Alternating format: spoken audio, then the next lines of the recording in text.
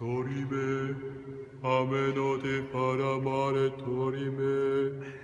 Amen. Non, pardon, excusez-moi. Bienvenue à vous, chers internautateurs et internautatrices de Trick Track. Et d'ailleurs, nous sommes à nouveau en live sur Facebook, sur le Flip, à Parthenay. C'est la 32e édition.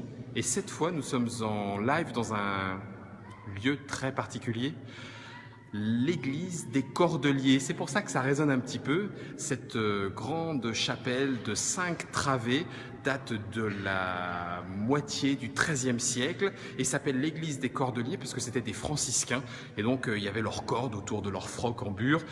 C'est ce qui donne le nom à cette chapelle. Cette chapelle depuis a donné lieu à des endroits pour pouvoir mettre en place pendant le Flip des expositions.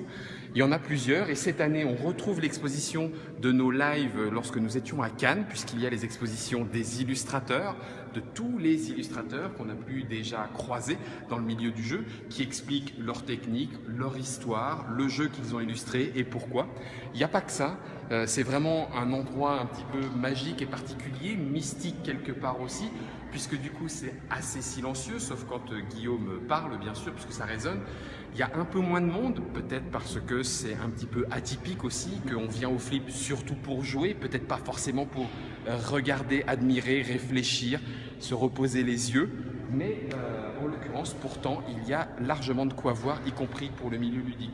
Il y a donc des illustrateurs, mais on a aussi les poilus qui revient, il était déjà ici, donc il y a toute l'histoire des poilus à travers différents kakémonos, y compris bien sûr pour le jeu, du coup tout ce qu'il y a par rapport à Tinius, mais le jeu de Fabien Riffaut et de Juan Rodriguez est mis en exposition, expliqué ici. On a l'exposition de Twinit, donc on continue de travailler le lien entre les différents festivals. Le festival de Cannes et le festival du Flip à Parthenay sont aussi reliés. C'est pour ça qu'on retrouve ces expositions ici, elles voyagent et c'est bien normal. Donc on a l'exposition Twinit qui était à Cannes, qui est ici également. Une exposition un petit peu particulière par contre, c'est celle qui est autour de Bombix et Imaginarium. Puisqu'on retrouve, et c'est pareil, mise en place, mise en exposition artistique quelque part, les différents personnages du jeu Imaginarium, le jeu de Bruno Catala et Florian Siriex. Donc les personnages sont là, mais il y a aussi en grand toutes les aides qu'on trouve dans le jeu, ou en tout cas une partie des aides. Donc ils ont été développés pour avoir ce grand format. Là, ils ne sont pas éclairés, mais normalement l'éclairage a été vu aussi exprès pour le mettre en valeur. Donc on peut en profiter. On peut jouer aussi, puisqu'il y a des cap color, 2 à 4 joueurs. Ça veut dire qu'on peut commencer déjà à jouer en tableau imprimé. Il suffit d'effacer, hop là, bravo Guillaume, il suffit d'effacer et on redémarre pour une partie. Donc le cap 10 était solo, le cap color qui arrivera en jeu de société, on était il n'y a pas longtemps avec ceux qui seront dans cette édition, dans cette future boîte de cap color. Donc là on peut déjà commencer à y jouer.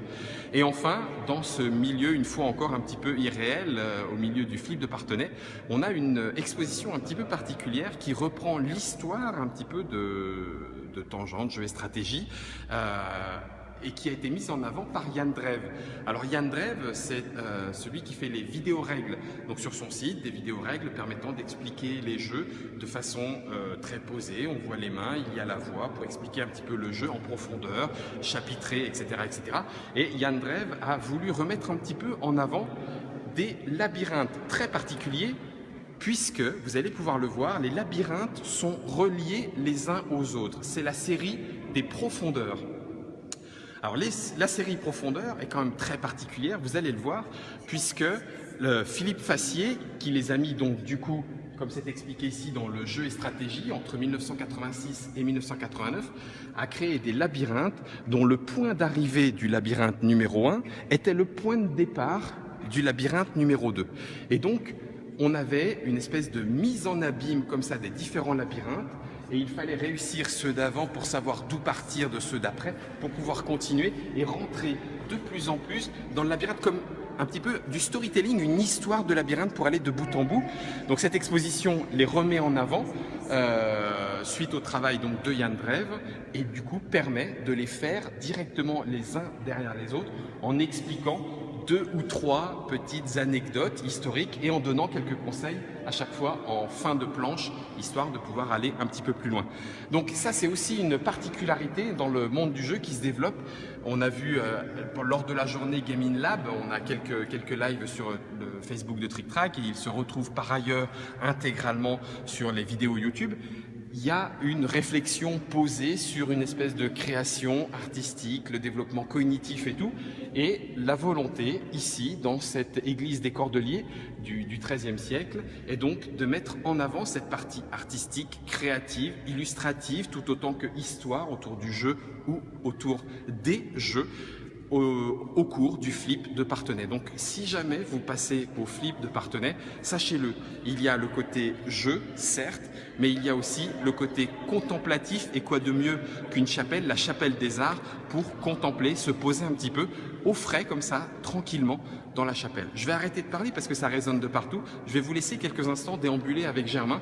Sachez que si vous venez au flip, n'hésitez pas à y passer, c'est vraiment un endroit qui vaut le coup d'œil, et pour l'extérieur, et pour l'intérieur, et pour le ludique. Amusez-vous bien et on se retrouve ce soir dans un lieu très particulier, puisque nous irons voir Réel, on vous l'a dit, on vous l'a annoncé, le flip, ça joue jusqu'à très tard ou très tôt, ça dépend à quel moment vous vous couchez. Et du coup, ce soir, un petit peu plus tard dans la nuit, on va aller découvrir ces lieux atypiques, ces espèces de off, mais qui n'en sont pas réellement, où ça joue, et plutôt corps, jusqu'au bout de la nuit. À tout à l'heure.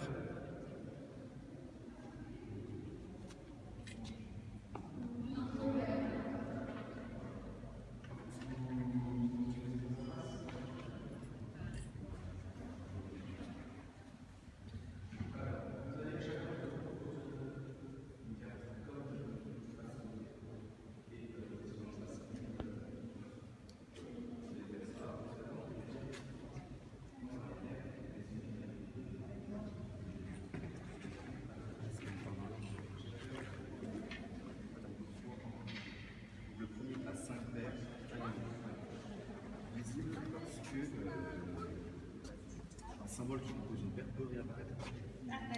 Et donc là, il faut pouvoir montrer ce symbole et le symbole qui est sur la paire. Si c'est à vous, vous le mettez dessus.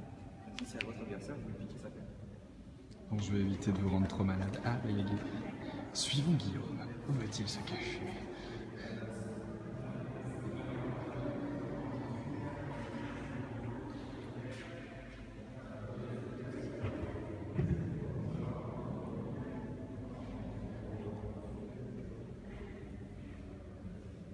Et Guillaume, une question d'internaute pour conclure. Je croyais que t'avais fini, c'était caché.